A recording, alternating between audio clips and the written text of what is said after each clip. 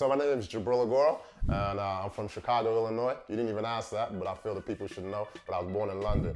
And so I have an online marketing company where we run Facebook marketing campaigns for different individuals. So you'll be on Facebook, scrolling, and then you'll see a video pop up and it'll say sponsored. And so for me, I help tell stories of other businesses to help them gain more customers. So I work with a lady named Tiffany the Budgetista, and so she is in finance, and so she basically helps women become financially educated. So they learn how to get their credit better, improve their credit, they learn how to save, basically get their money right.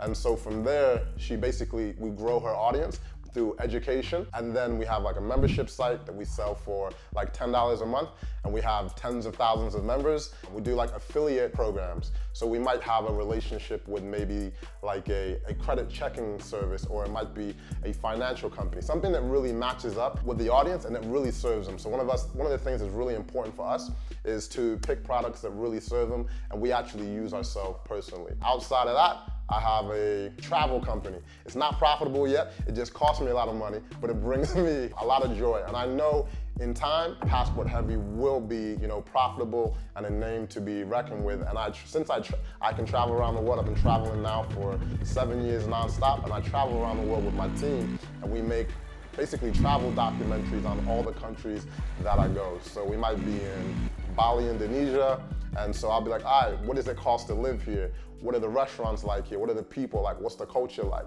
And we film it in a really, I would say, a very high quality type of way that is really not done, or I see really in the marketplace. Like I see a lot of vlogs like, hey, I'm here, but not as far as like taking the time to kind of do the research and give a lot of information in a short period of time. And then also a video production company, which is pretty self-explanatory.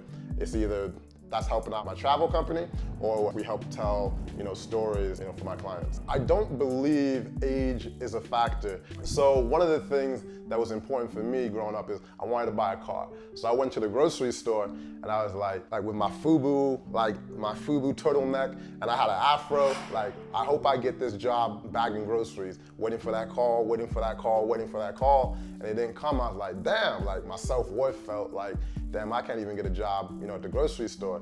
But then I went online and I started selling Sonic the Hedgehog toys. There was this place called Waldo's Dollar Store in Chicago. So they were selling for $1, and I saw them on eBay for like $15 to $20. It's like, you do the math, and I was like, ooh, about to get some money. And that's kind of how my online entrepreneurial journey started.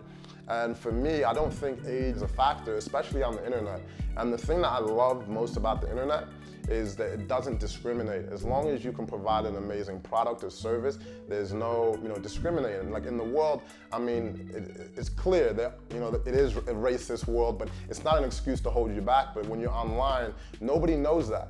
And so it didn't matter that I was a teenage black kid from Chicago, nappy afro. All people cared about was I getting my product on time? Was it a good product? And so you're able to do things. It doesn't matter if you're developing an app or whatever that it is. There are no, basically, barriers. You can actually just create what you can envision online.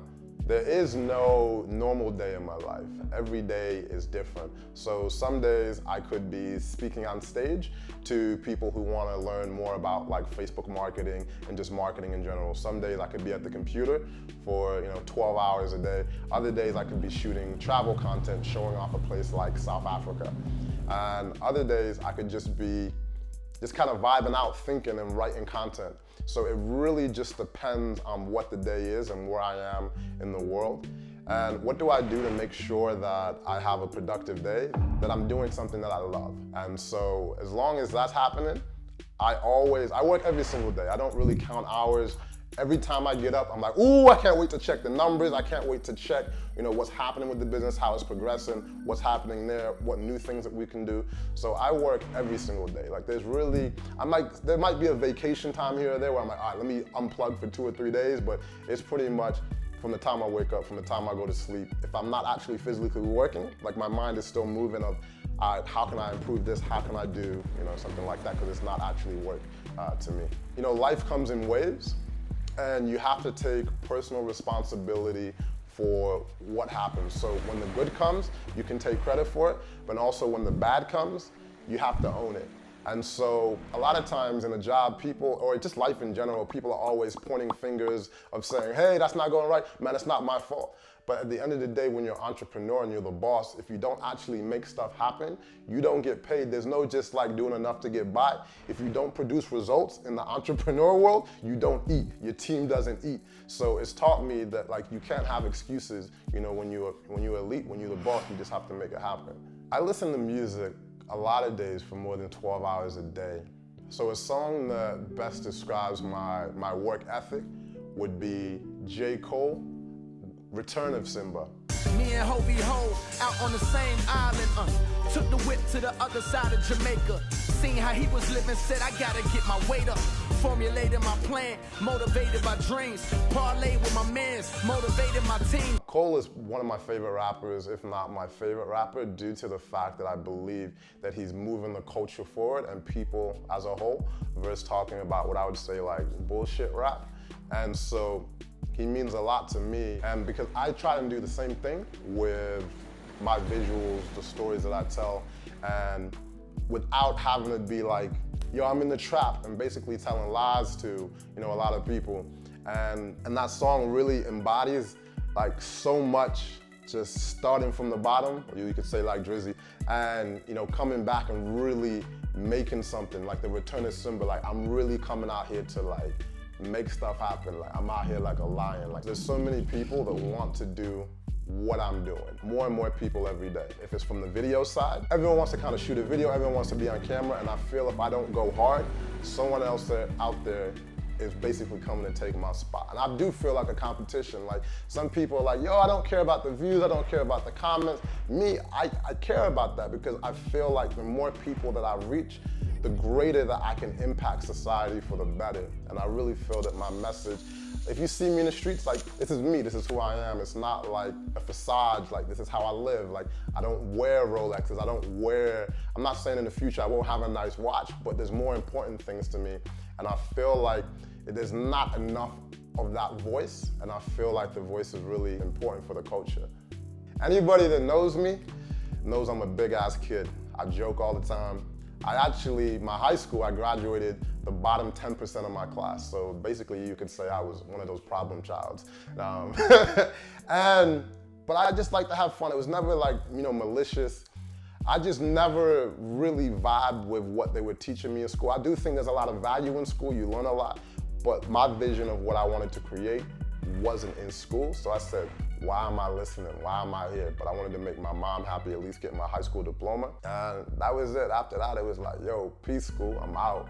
Being a kid and having that youthfulness, I mean, it keeps you young, it keeps you alive, and it keeps like people around you like, yo, why is he so happy? Why is he just vibing like that?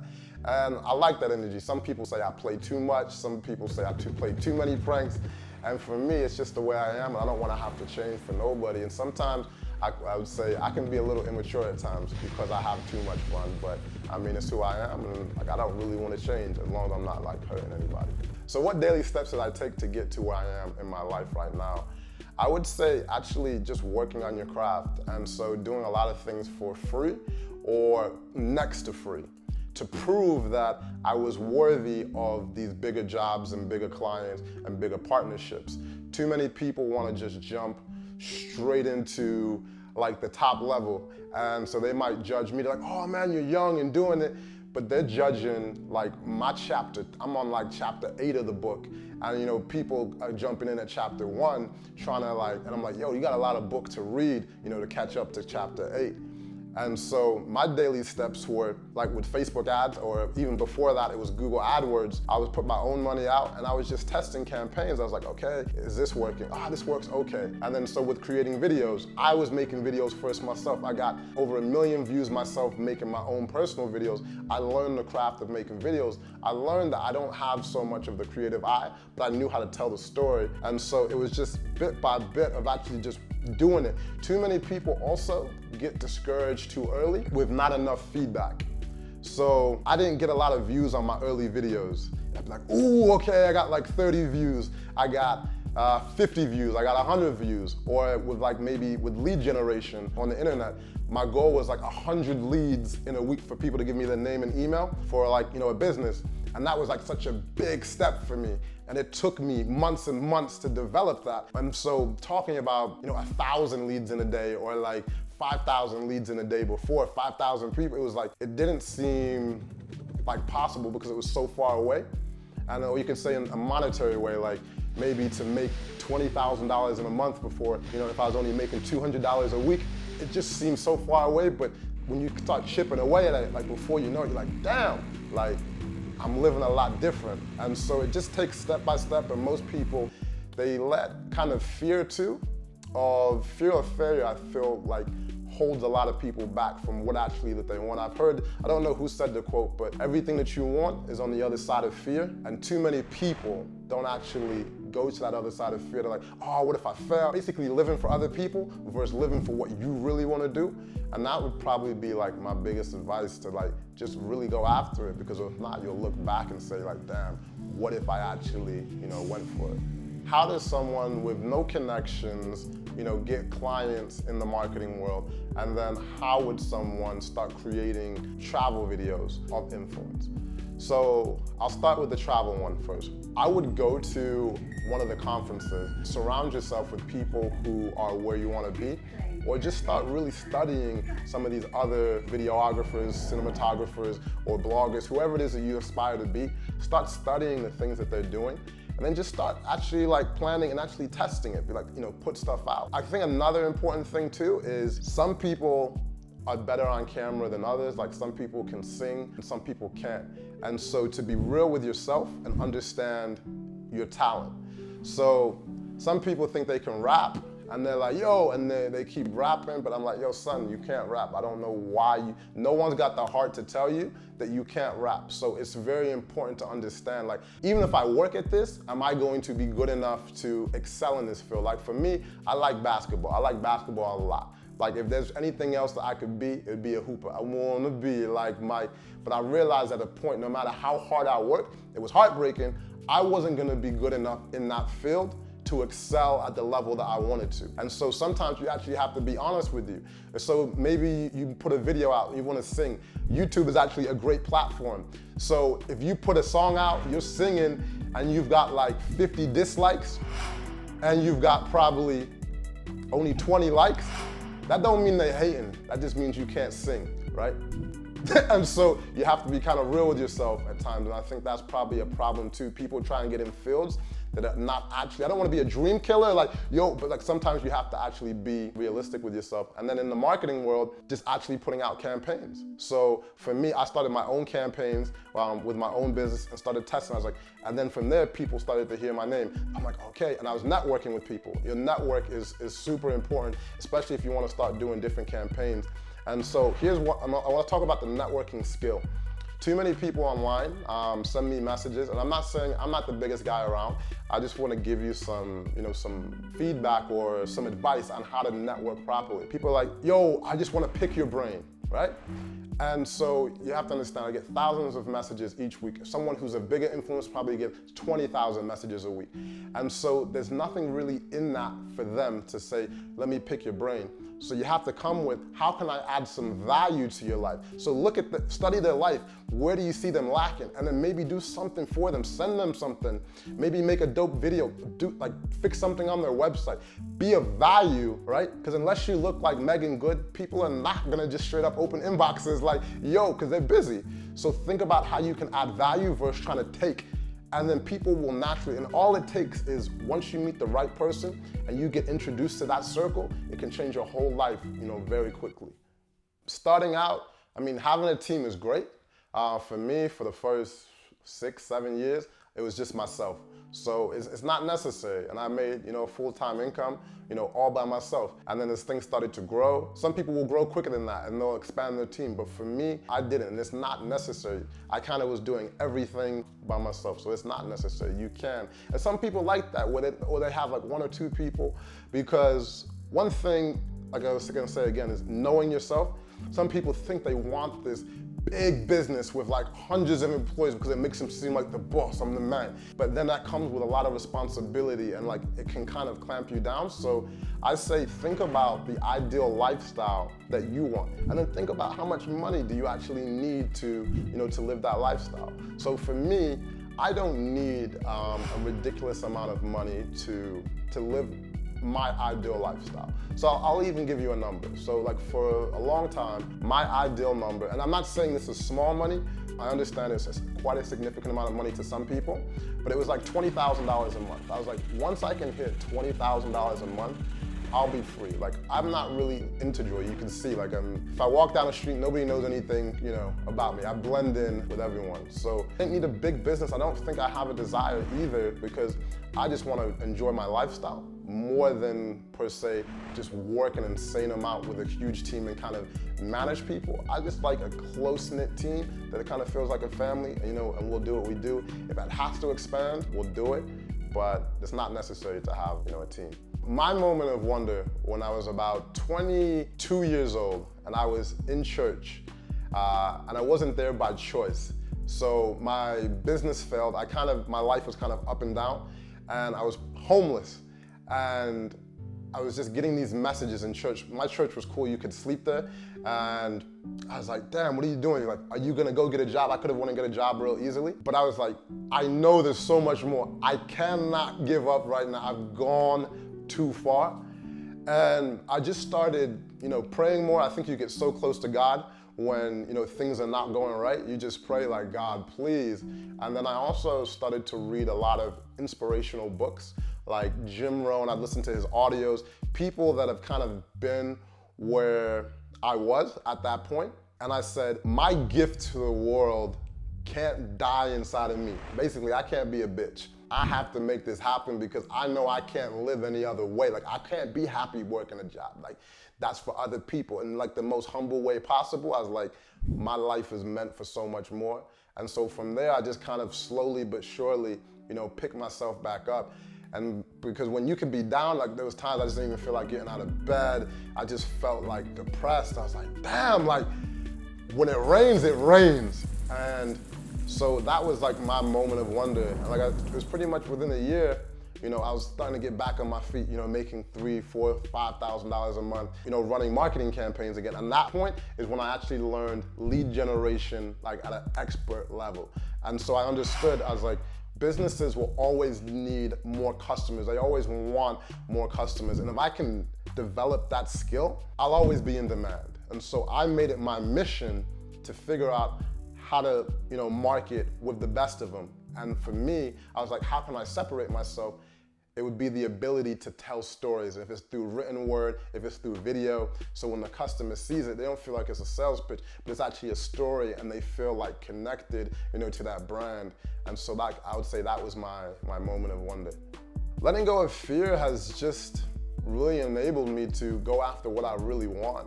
There was so much that I feared before in life. If I can be like really transparent with you, before I was scared to speak to like beautiful women. And I would say, wow, I don't feel like I'm worthy. I don't even want to say hi. I was feared rejection.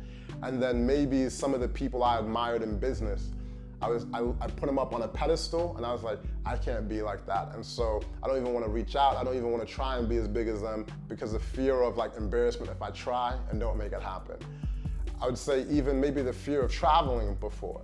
People were like, you're gonna get kidnapped or all these crazy things, and I could have let other people's fears, like basically their fears, put them upon me, and I was like, nah, like let me actually go out there and do it. And the more that you do it, you just become less and less fearless, and society pressure is very real. Like most people stay in that box because society's pressures like really hold them down. And for me, I was like, nah, fuck that, man. Like, I'm gonna live my life. At the end of the day, I gotta go to bed, answer to myself, not blame someone else, oh, the government, this or that. And so that was it. Just the more that you step out your comfort zone and tackle fear, you realize like, ooh, that actually felt good. And you surprise yourself what you can actually accomplish. Most people, I would say, that knew me growing up would not think, like I said, I'm not the biggest guy in the world, but like I am more successful than probably like 99% of people my age. And I feel proud, like I'm very proud, to say that. And it just came with a lot of hard work and smart work. Like you can work super hard, but if you don't work on the right thing, you're just gonna be working hard. So the thing of just work hard, everything will be all right, that's not true. It's not. You have to actually work on the right projects and work smart and work efficiently, or else you're gonna work hard your whole life. I know people that are still working hard, they're like 70 years old, and still working hard and still trying to just get by. So it's not about just working hard. So on the road to success, what are some of the obstacles that you're gonna face along the way? Number one, I would say, is keeping up with the Joneses. So when you're living a certain type of lifestyle, it's important that you live for yourself versus not living for other people or the gram, because it's a very addictive world, like when basically doing it for show. And so it's one of the things that I've really like checked myself on a normal basis. And so I tell people, like when I fly first class, I pay economy prices because I fly so much. Or when I go to these places, I do cost of living videos so people can see. So even though you see this infinity swimming pool in Thailand and it looks amazing, in Miami that would be like $500 a night, but in Thailand it's like $60 a night. So I would say a lot of things are not as what they seem for some people. And I think a lot of people don't like talking about money and like what it actually costs, and they try and make it seem bigger than it actually is. And for me, I try and do the opposite because I want other people to be able to accept this and know that it's possible for them. So I'd say kind of just be aware of things and don't just blindly follow other people. Ask questions. Another thing is life doesn't actually have to be hard. I don't want to even tell you that you have to struggle, or because it's not even necessary. Like I have struggled in my life, but I know other people who they've had the right mentor from early on, they followed the right people, and they've been smooth sailing. So I don't want to put that energy out. Like people try and make it, you gotta struggle, you gotta go through something. You actually don't. Did I? Yes. And I mean, chasing my dream, I got down to negative bank accounts and shit like that has happened to me, chasing my dream. I think it's important for people, to know that it's not gonna be perfect for everybody. And like my life now, what do I really struggle with? My life is actually almost perfect. Like I don't really have too much stress right now. I do what the fuck I want when I want, and I don't have to answer anybody. Money's cool, and day to day, my team helps out, like we have stuff moving. I guess the biggest problem I have in my life right now is figuring out how to keep Passport Heavy authentic, my travel company, and make that profitable versus taking money from my marketing company and putting that into Passport Heavy. And so, because it's so dear to me, I have to make sure that it's done in such an authentic way. Like I have production companies hit me up, hey, you should be a TV host on the Travel Channel or this or that. I was like, nah, that's not me. If I want to do something, I want to do it with the team that I came up with, like the team that's shooting my videos now. So what is a quote that I live and basically die by? Discipline weighs ounces and regret weighs tons. So you can do those small disciplines every day. You can pay that bill and just kind of get it done.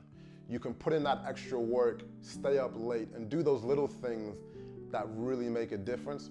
Or you can suffer, the pain of regret, right? So you can go out and buy those Louis shoes and stunt, or have that regret now of your credit being messed up. You can, drink too much alcohol, all these different things, fitness, relationships, not calling your mother, or whatever that it is. You can have those disciplines, right? And they make all the difference in the world. Just those little disciplines that you can do make all the biggest difference. So discipline weighs ounces, right? Ounces. But regret, it weighs tons. And that's a quote by the late, great Jim Rohn. This is Jubril, and you've seen the wonders that have got me here today.